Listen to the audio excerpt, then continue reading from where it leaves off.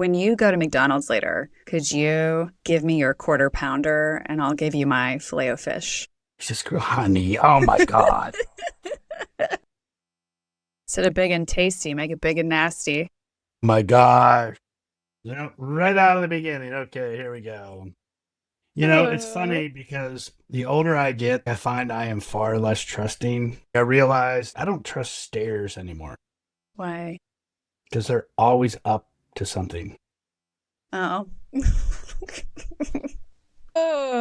Welcome to Appropriately Inappropriate with Tara and Brian. We let our listeners know last time that we'd be sharing what it's like for us to brainstorm and create our content. I'll start first since I'm kind of the main person behind our content. Would you say that, my love? Yeah, you're the brainstorm and I'm just here. I'm the sidekick. That's not totally true. As far as our lines, we get a ton of amazing submissions, whether they're DMs or comments or emails. Like, y'all send really great submissions. What I tend to do when I get those submissions is I may rewrite them or I may just do them as they are. Rewriting might be, maybe it's a pickup line directed at a woman, and so I need to rewrite it so it's directed at a man. So that might be some of the rewriting. Or I may want to punch it up or have the punchline land a little differently. But when it comes to writing pickup lines, which if there is a themed video or if you notice that there are back-to-back themed pickup lines, I have probably written a majority of those because when you're diving down into a theme, it's usually hard to find a lot of pickup lines on a specific thing. So step one is I always try to find something that's relatable, like a profession or an object or a body part, a food, a hobby, whatever it might be. That's how it has to start. So for example, are you a mechanic? So here we have a profession in the first one. Then there's some sort of bridge or a connection in how I bring it to Brian or our situation. So there might be a rhetorical question, something that sets up or connects that, are you a mechanic? Because I need you to give me. So in that case, because I need you to give me is the bridge, okay? And then the last thing, which is the punchline, is the twist. This is where I often look for certain words that have double meanings. It's so easy to write pickup lines for sports because there's balls, there's backfield, back nine, there's penetration, there's holes. So you're looking for words that have those double meanings. So if we're following through our pickup line, are you a mechanic? Because I need you to give me a rim job. Okay, so a rim job. It's got that double meaning because it could be what Brian really wants me to give him now, clearly. My gosh. Or it could be something to do with a car, like the rim of a car. So you've got something relatable, something that connects it to who you're picking up. And the last thing is the twist or the double meaning. I love the twists. That's my favorite part. Brian and I have written a couple of lines together. We went to the Memphis Showboats game and we had been invited there for the Memphis Showboats, and we had been told that our content needed to be like PG-13. It could not be R. So Brian helped me a little bit in sort of making it more wholesome. Yeah, more wholesome. So I had some jokes and you kind of toned them down. But then you gave me ideas too. Yeah, but my process is much more intense than what you go through, much more extensive. So when you're doing your brainstorm, like I really try to do everything I can to keep the kids away from you, get you a coffee, get you a water if you need it. Your creative juices are flowing, and My juices are definitely flowing. When I said juices, I knew it was coming back on me. But I just want to be there. My juices will come on you. Oh my gosh. That's the goal, right? I just want to be there to emotionally support you in the content writing creation piece. And the juices flowing. Oh my gosh. It's like they come out of my mouth and I just kind of want to like try to nope. Brian just did a motion of pushing his hand in his mouth, which I felt like the joke just wrote itself. I can shove something in your mouth. Welcome to my world. Yeah. So Brian's process, there is some setup for some jokes, but the setup might be, I'm going to ask you a question. Can you say yes? He doesn't know what the question's going to be. I'm clueless. Yeah, he never knows what the line is going to be, but I might set him up or prepare him that way. There are some times where I've asked him to, before a joke, like, hey, do you know what so and so means? I have a joke that involves an IEP, which I'm like, do you know what an IEP is? And he's like, maybe. And so I had to tell him, like, it's an individualized education program. So being able to sort of set him up that way. So I know that when he gets the joke, he understands every part of the joke and that his laugh is genuine. Because I always want Brian to have a genuine reaction when we are filming. There haven't been many times where I've messed up saying a joke. I'm actually pretty good at just getting it out the first time. But if I do mess up and I mess up with the punchline, we will not redo it. That is scrapped. Yeah, you are very big on making sure it lands right. And if it doesn't, it just goes away. You may, months down the road, try to kind of modify it a little bit and see if it'll land different. But I mean, by the time I've heard 2 million pickup lines, I really do not repeat. You don't know a whole lot. Yeah, I really don't repeat. There have been a few times where I've messed up the beginning of a joke. For example, the line earlier, are you a mechanic? If I messed up the are you mechanic or because I need you to give me, if I messed up somewhere on those first two parts, that's fine. I'm not going to repeat the punchline because then his reaction is not going to be genuine. It's not going to be the same. And my goal in doing all these jokes is I want Brian to laugh. If you watch a lot of our videos, most of the time, Brian's just straight up horrified. He's not necessarily laughing. I want to get Brian to be embarrassed and laugh. Yeah, it's normal for this much blood to rush into my face as I blush. No, that is my real reaction.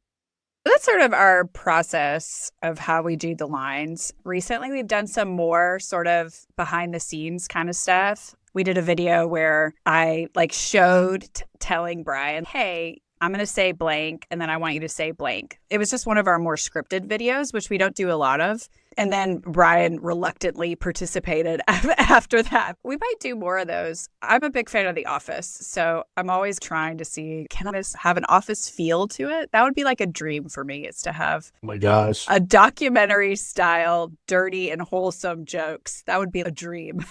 Oh my gosh, this thing's getting legs. We're going to start a segment and we'll see how it goes. But this one is things you can say about your car, but you should not say about your sweetheart. All right, Brian, what you got?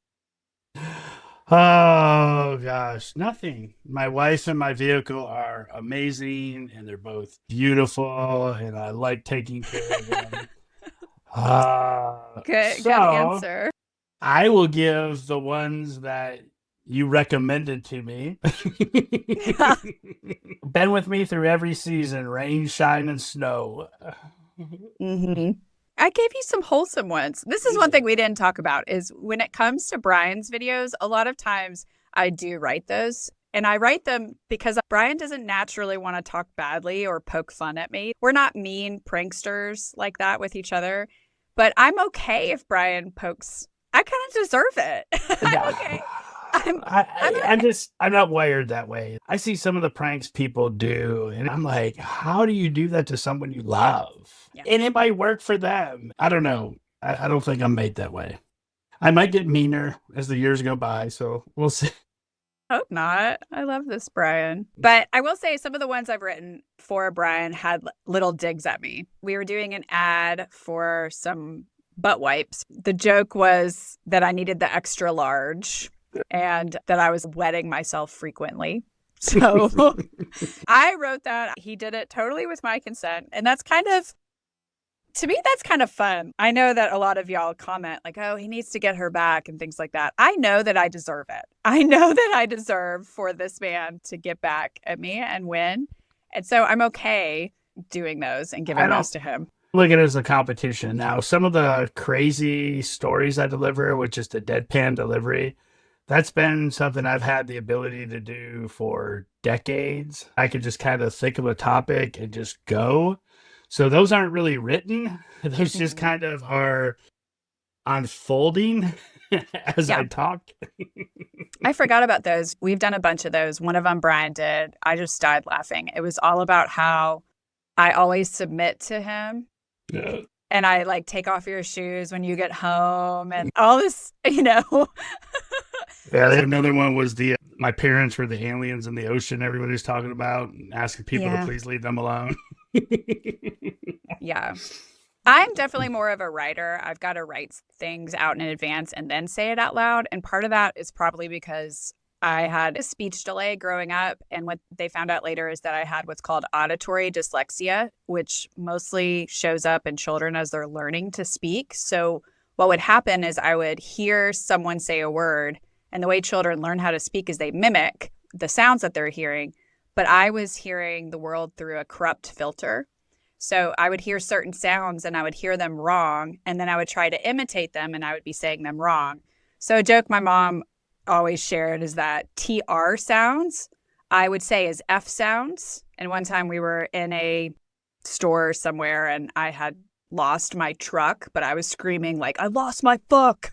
Oh my So gosh. I was like a toddler anyway. But I think because of that, I feel the most comfortable writing and then saying something out loud. And I still, even recording this podcast and editing it, I still have times where I don't say the right word that I mean. I'll say something that's similar sounding, but not quite the right word. And I still struggle with some sounds, but most of the time, nobody knows that I have that speech issue. But Brian, he's very much a verbal guy. We can just chit chat and be like, hey, why don't you do a video about blank, like the submitting one? We had kind of spitballed that before he started. I was like, why don't you, just do that. And he just goes and he's great at it. Yeah, but I mean, I've got decades of practice. I've delivered presentations in front of thousands and thousands of people. So, like, to get up there and kind of have it bullet pointed in my head, things I want to touch on, and then speak to it, as long as the bullet points are there, I'm good. Obviously, this kind of stuff, it's a lot shorter list of bullet points. So it tends to be a little bit easier than being in like a career setting. But yeah, I'm able to do it. I have to write everything out and then I can say it out loud. That's how it works for me. I have to have an idea in my head of exactly how I'm going to say it.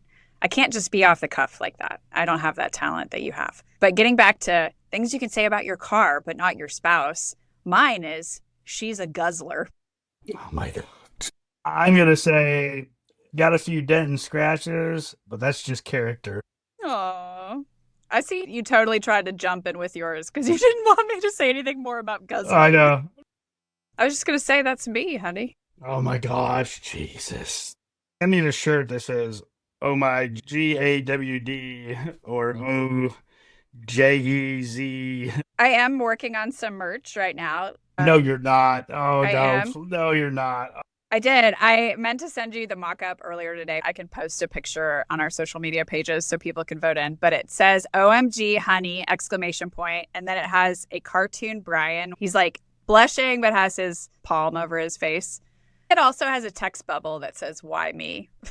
Yeah, I'm hoping like after this, you're like, I was just totally kidding. We're not really doing merch. We're totally doing merch. We're totally doing the OMG honey line. I don't know if you will be on all of the merch, but OMG honey, that's sort of our shtick, I guess. Yeah. Been around the block a few times. I'm going to go with dependable, even on the roughest roads. Aw, always make you get there. Always make you come. Runs best when pumped full of premium.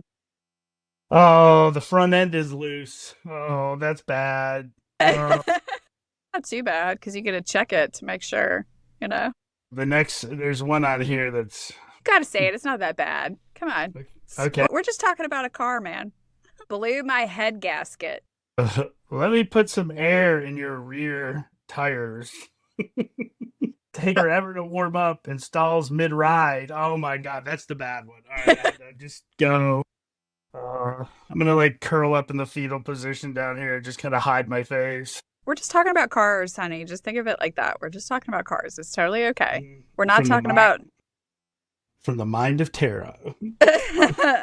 Not talking about cocks and pussies yet. Oh my God, honey. All right. Put them on the top rack and give them a multi-point inspection. That's a good pickup line. Put me on the top rack and give me a multi-point inspection. Like, hey, quit trying to speed this up. I'm wanting to savor, and you're like, let's get to the money, Sean. Oh, I know. Yours tend to But be money shots, honey. I know they're coming from you. So the multi-point, I could tell you all the points I want you to inspect. I have no doubt. Absolutely no doubt. This is something I would never ever say about my wife, but I have said about many, many cars. Time to trade in this model for a newer one. There you go. I'm going to end on that one. Well, I got 3 more. You kept blasting through yours. I know. Like a 20-year-old first time they're smashing. Oh my gosh. Yeah. If you guys have ever seen some of our cameos or ever requested for us to do cameos, you are very well aware that I don't do these well. I have to read, go, deliver, and hope for the best. And that's kind of what this is. Yeah, that's a good plug for us, actually, honey. So we do offer cameos. Often what we get requests for it might be someone's birthday or anniversary coming up, and someone will request that we do a little video of some kind. Normally what we do is I write some lines for me and I write some lines for Brian. The ones where Brian reads are hilarious. They really are. So if you're interested in getting a cameo from us, you can see the link in our show notes to get one of those. But for us, they're super fun to do because I do write them. I write the opener, I write the lines, but it's more, I guess, us because there's not the editing in between the lines. Yeah. It's more of us chatting between the lines. It's kind of just more of us as a couple. And we've been asked to do some really cool stuff. Yeah. We got asked to do someone's proposal. It was so lovely. And we got asked to do someone's wedding video. It's just so nice. Yeah. You guys are wonderful. I mean, to include us in that kind of stuff, absolutely wonderful. We are truly honored. Yeah. I love love. I just really do. I love you. I love that we get to do this together. And so it's really cool that other people want to include us in their love. So if you're interested in asking us, I'll put the link in the show notes. But I do sometimes post the clips of Brian when he does them. You will occasionally see Brian do lines, but when I do those lines for him, he is reading them cold because if I give them to him in advance, he just can't get through them. He just can't. So the first time he's seeing them is the time he is reading them. And that's the best for him. And sometimes he can't finish them. And so I step in like the good partner that I am and I finish it. Yeah, but a lot of these requests we get, like you can see my wife's wholesome side just kind of shining through a little bit as she gets choked up by the love stuff. And just like very honored. I'm like, oh, wow, there is some wholesome in there. Yeah, when you put it in there. Oh my gosh. I'm a lot more wholesome when you got your dick inside me. Let me do mine. This one is funny. I thought the ride would be smoother. Yeah, I definitely would not let it be a wife hearing that. Or a husband. Or a husband for that matter, yeah. Or a boyfriend, girlfriend, whatever. Rear end has been smashed in a few times. My gosh. We could say that about mine, couldn't we, honey? Oh yeah, you could flip this on the guide too. I thought it'd be bigger. Oh! That's your sports car? Oh, I thought it'd be bigger. Did you not catch my joke, or were you purposely avoiding it? Which one? I don't know. I haven't been feeling great over the last day or so, so I'm powering through this. We could say that my rear end has been smashed in a few times, couldn't we, honey? Honey, Jesus. I am going to hide under the table. You guys are just going to hear me talking. And here's my last one. This one's definitely my favorite, and Brian will not like this one, but can fit 4 in the back. Honey, that is awful. Oh my. Too funny. This is our final episode for season 1. We are going to be taking a break and then we'll be back with season 2. Make sure to subscribe, download, like, and follow. If you like this podcast, also make sure to write a review. If you have a comment, story, or question, DM us on Instagram or comment. Follow us to @TaraBlairBall on Instagram and TikTok or @Tara.BlairBall on YouTube. Our full episodes appear on our YouTube, and we also offer bonus episodes 3 to 4 times a month for our paid subscribers on Spotify. So check out the show notes for that. Until next time, keep it inappropriate. And as always, happy hump day. Bye, guys. We'll see you after our break. Bye-bye.